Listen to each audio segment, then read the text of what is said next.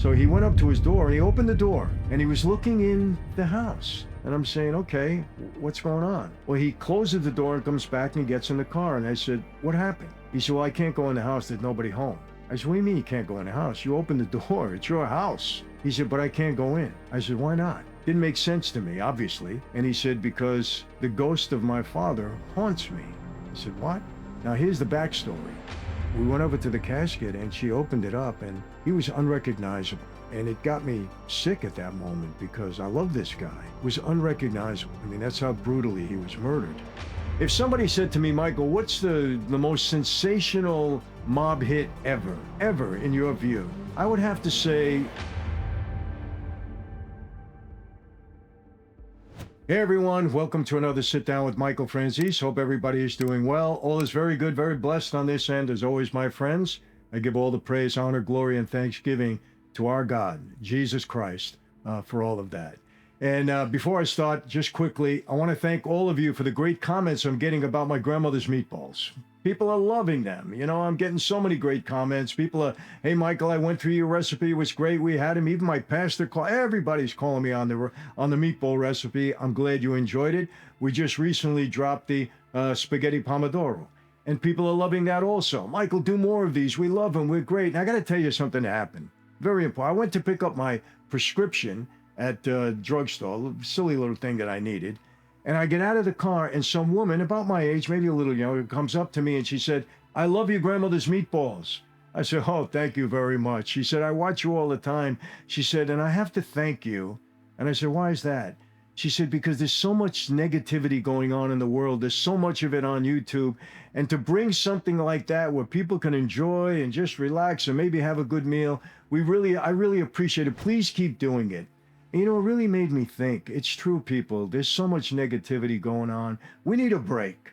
So if I can give you a break with, a little cooking show that I do and give you a recipe, and by the way, I got a million of them. I have to say, I never was in need of good food. You know, growing up, my grandmother was a great cook. My grandfather was a good cook. My mother was terrific. Even my father, who didn't cook that often, said he was one of the best cooks around. You know, that was my dad. You know, he did everything the best. No lack of great recipes, I can tell you that. So we're going to continue it. Why? Because you like it. And we're here to please you, to give you information, to entertain you. That's what it's all about, you know. And hopefully we continue to do that, bring you good content, and you'll enjoy it. So, but I also have to get into today's topic, and that is, it's mob related because many of you ask me, Michael, we love the mob stories. We really do. While I was cooking the meatballs, I was answering questions about the mob, and you love it. We're going to continue to do that. Whatever makes you happy, we're going to continue to do. And, but I've been asked, you know, all these mob hits, Michael, what is it about? You know, what were the sensational hits? What do you think were the most important? What hits had the most impact? When I say hits, obviously murders on your life. And I said, okay, let me do, a video on it. Let me sit down and talk about it. And they're in no particular order. And look, I can go on all night. If you had the time, and all night with mob hits, obviously, that occurred over the years for the 100 or so years that Cosa Nostra Mafia is operating in this country. There's been many, unfortunately, the ugly side of that life. So please understand, I'm not saying this to glorify. It's part of history, and it's part of what people are interested in. So I'm going to tell you about it because I have knowledge. It's where I came from. I understand the life. So please take it in that context. For those of you that enjoy it, I'm giving it to you today. If somebody said to me, Michael, what's the most sensational mob hit ever in your view? I would have to say it was the St. Valentine's Day Massacre. Think about it. It was pulled off by Capone. He ordered it. He never was, arrested or indicted or charged with it, but obviously we all know it was on his orders. And just think of the setting. I mean, he gets 7 gangsters, mobsters, and he gets them in a warehouse. And he has his men dressed up as cops. And he goes into that warehouse with the men, and he has the cops line them all up against the wall like they're going to search them, pat them down, and then charge them with something. And the guys are saying, stop wasting our time, let's stop. And what do? They all have their machine guns, and they kill all 7 of them. 7 at one time. I don't think there was ever an assassination in our mob's life like that. 7 at one time. Sensational. It was huge. We didn't have social media or any of that, you know, but the amount of media that it got, they made movies about it. St. Valentine's, tons of stuff. Imagine if that would have happened today. Forget it. It would be everywhere all the time, constantly. So that was a huge, sensational murder. No question about it. Let's continue. The world doesn't need another wine. It really needs a reason to raise a glass again. A reason that's real. A reason that means something. Because most people, they drink to forget. We drink to remember where we came from, what we stand for, and who we still fight to become. We don't follow trends, we break them. Our bottles don't look like anyone else's because our story, it isn't like anyone else's. It's about freedom, about redemption, about family. That's what's inside every bottle. So, to the ones who think different, who live different, who drink different, salud.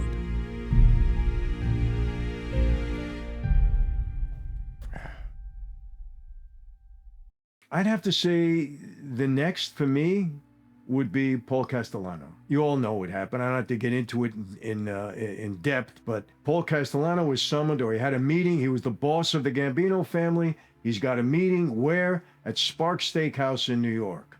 Tommy Bellotti, his chauffeur, his guard, you know, drives him to the meeting. It's in the evening.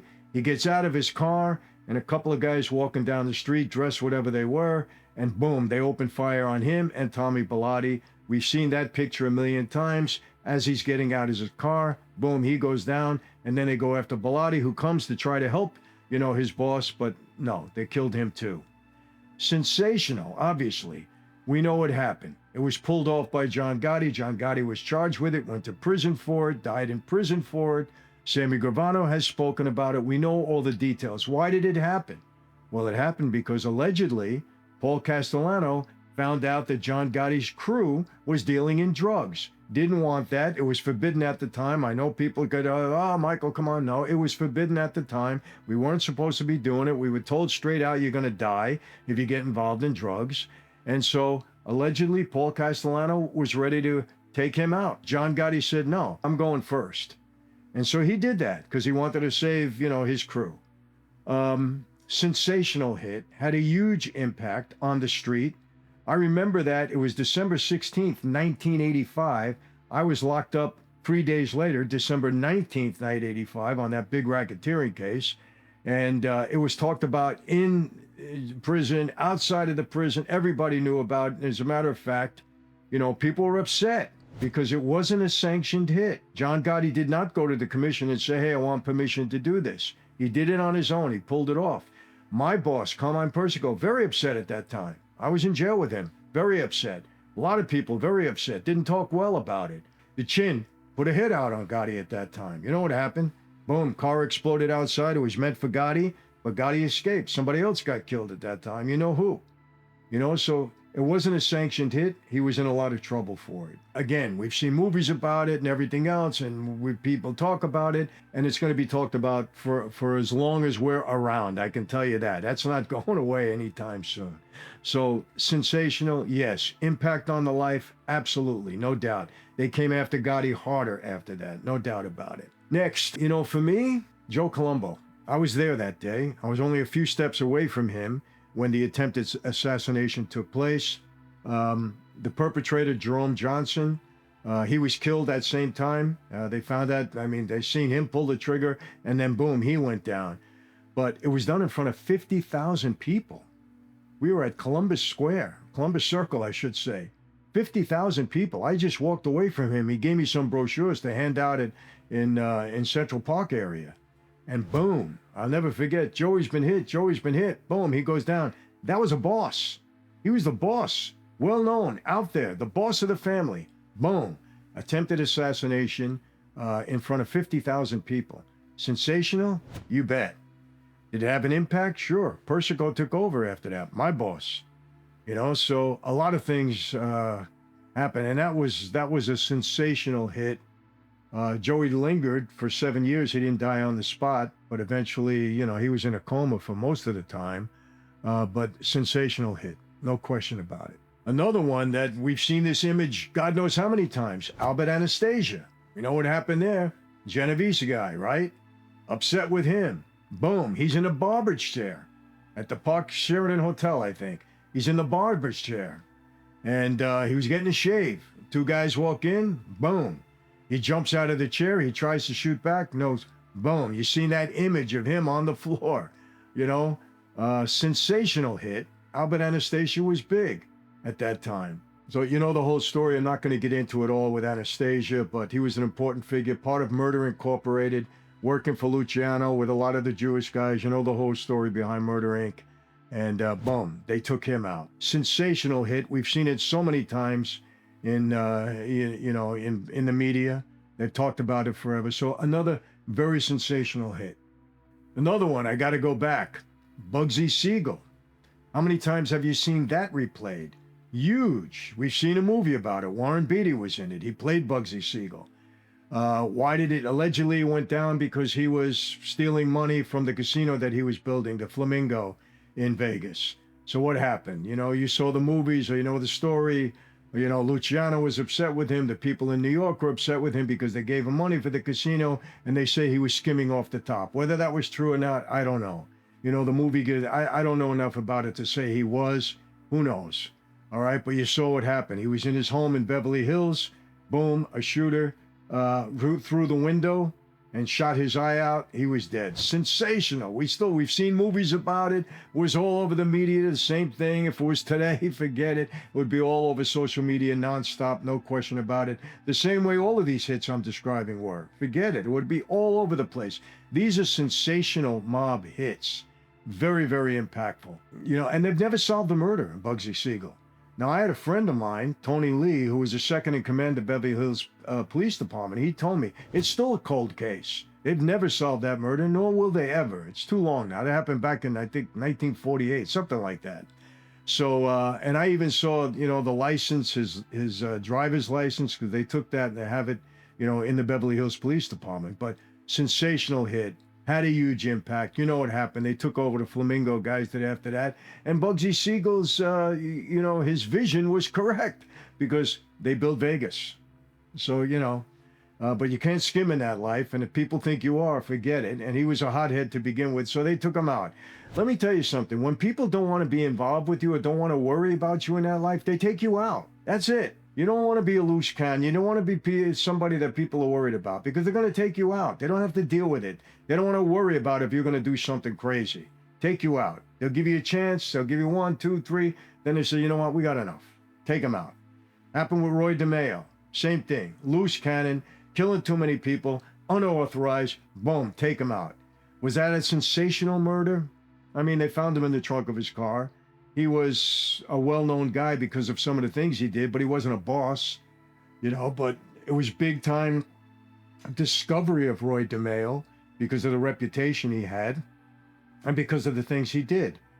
So I would put that in something that pretty well known. All right, another one that you may not be that familiar with, but it comes to mind for me because I got a lot of information out of it because of who my cellmate was in Terminal Island. Rosario Gambino, and I'm talking about Angelo Bruno, who was the boss of the Philadelphia family at the time. And there was some, I don't know, there was something over a gambling issue that people were upset with him. And his consigliere, a guy by the name of Caponegro at the time, I believe, killed him, or at least set it up. And it was brutal. I mean, he was in front of his home sitting in his car and they shotgunned him and he was dead on the spot. And later on, his consigliere, that wasn't a sanctioned hit by the commission. And as a result, Caponegro, the guy that set it up, they murdered him a couple of, not too long after that. You can't kill a boss without having permission from the commission, or at least putting them on notice. Can't do it. I mean, Gotti did it. He paid the price later on. He didn't get murdered. They tried to. Chin tried to kill him, but didn't work. And this same situation here, you can't do it. Carmine Galante, I'm sure you've seen that. He was sitting in a restaurant in Brooklyn, you know, I have Mary's or something it was called. And he's got a cigar in his mouth. Two guys get out of a car, they open fire on him. Boom, he goes down. The cigar is still sticking out of his mouth. Big deal because he was the boss of the Bonanno family at the time. I don't know the particulars after that. He was not on good terms with a lot of people. He was kind of a really arrogant guy. I don't know all of the, there's a lot been said about it. But was the murder sensational? Yes. Made big headlines at the time. Another big one. So, Carmine Galante, another boss that went down. Usually in that life, well, there's no elections. When they want to eliminate the boss, they eliminate the boss. Unless they can talk to him and tell him to get lost. They did that with Joe Bonanno because they found out what he had did. He double-crossed people. But because he was a boss, they gave him that respect. They could have killed him. He ran away for a while. He was gone. But they told him, come back. We're not going to kill you, but get out of town. You have no more authority here. You have no more respect. Get out. And that's when he left and moved to Arizona and set up shop there. But he didn't have anywhere near the juice he had before. Had he not left, they would have killed him. No doubt about it, because of what he did. You can't kill a boss and not suffer some consequences. All right, this is another one that was made famous in the movie Casino and others. Tony Spolatro. You know the story there, the Joe Pesci character? You saw the movie and it played out fairly accurate to that, except that when he was taken out in a brutal way, it wasn't in Vegas. It was in a cornfield in Chicago, outside of Chicago, Illinois. But a brutal murder, that I know. Him and his brother, they did kill his brother too. And of course, again, you saw the movie Casino, and you've heard of Tony Spolatro, I'm sure. It's also in the Mob Museum in Vegas. Another pretty sensational hit, I'd have to say that. And again, if they memorialize it in a movie, it had an impact. But he wasn't a boss, that's for sure. So, but it was a big deal at the time. It really was. All right, getting near the end on this. One that I haven't mentioned, and this wasn't a Mafia thing, but was Dutch Shulz. That was a big deal. He had a big gang back then, and he was told to relax on certain things that he wanted to do, and he refused to do it, and they took him out. He wanted to kill some cops. I think he wanted to kill Dewey at the time. Dewey was a prosecutor who actually put Luciano away. And I think he wanted to kill him. He put a hit out on him, if I'm not mistaken. And people were upset with him and told him, you can't be doing that. And he didn't listen. He was pursuing it, and boom, they took him out. It was a big deal because he had a lot of weight at the time. I mean, he wasn't La Cosa Nostra. He wasn't Mafia. But he had a lot of influence. He had a big gang at the time, so they took him out. Big deal. You heard a lot about it back then. So, look, I can go on, but I'm trying to think. I have to say this, people, and I've said it. Murder is ugly. It's very, very ugly. I'll never forget. I was impacted by the Joe Colombo hit because he was somebody close to me. I was impacted by it. People have said to me, Michael, you weren't a made guy at that time. How did that not dissuade you from getting involved in the life? And I don't know, because I grew up with my father. I knew about the life, but it had an effect on me at that time. Another time was a good friend of mine. His name was Audie. I'll leave it at that, a Jewish guy, tough guy. They called him Audie the Animal. And he was murdered. And I'll never forget, I walked into the funeral parlor. I was young. I was only like 19 years old. And I walked into the funeral parlor, and his sister came up to me because I was very close with the family. I used to have Seder dinner with them all the time. My father loved this guy, and I loved him. He was like a second dad to me in times when my father was away.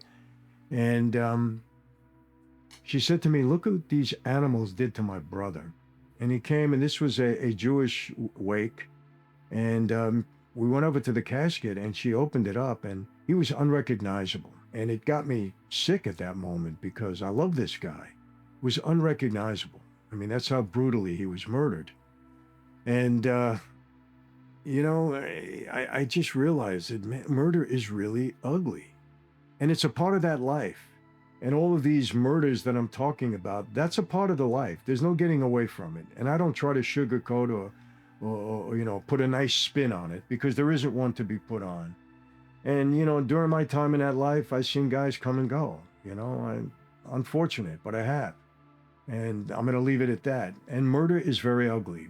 I would never glorify that life, people. And I know some people will make comments, oh, you're still talking about that life. And it was my life, And unfortunately, people want to hear about it. They're intrigued with it. Or maybe it's fortunate for me because it built a platform for me.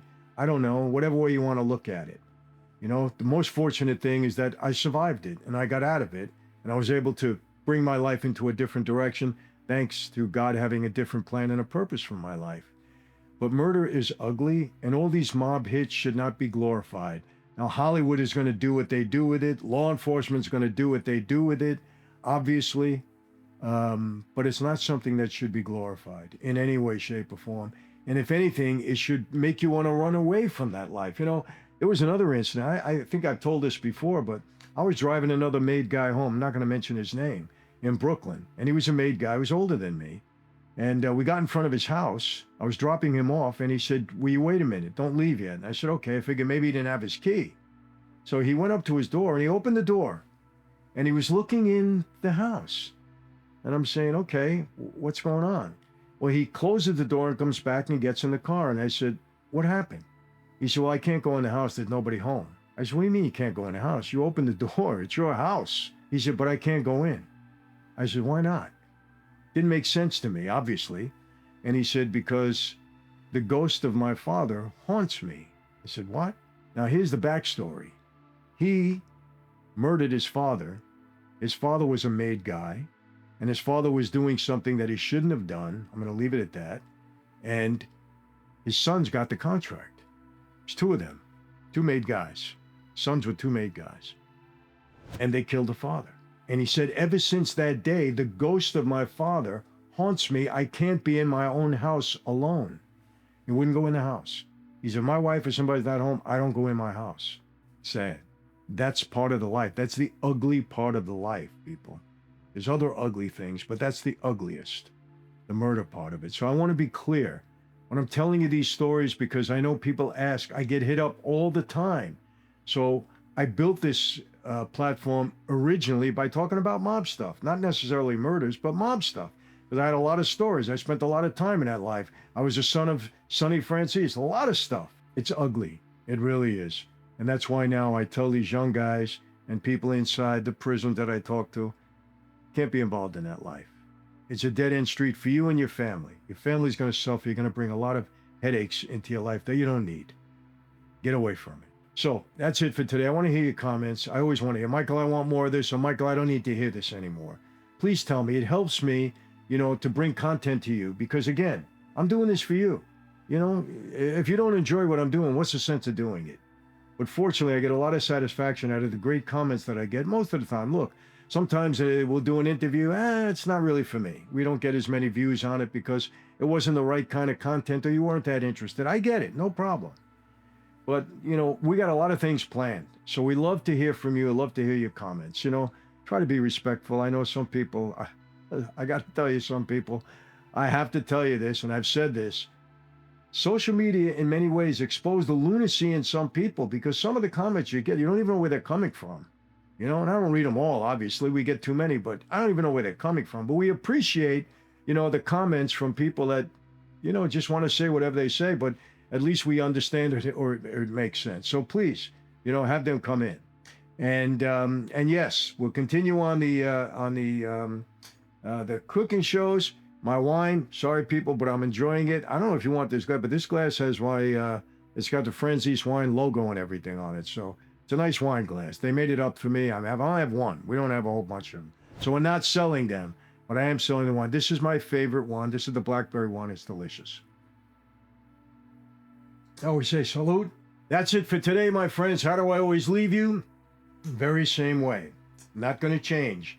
Be safe. I really mean that. Be healthy.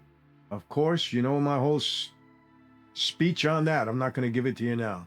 Be safe, be healthy, and yes, God bless each and every one of you. Your family, your friends, your neighborhoods, your communities. God bless America. You need to bless this country more than you have blessed it so far, because we have to get rid of all of this anger, this division, this hatred that's going on. It's so prominent on social media. That's maybe why I'm talking about, because I see so much of it, and I wish it would stop. I really mean that. So God bless each and every one of you. And yes, my friends, I'll see you next time. So stay tuned.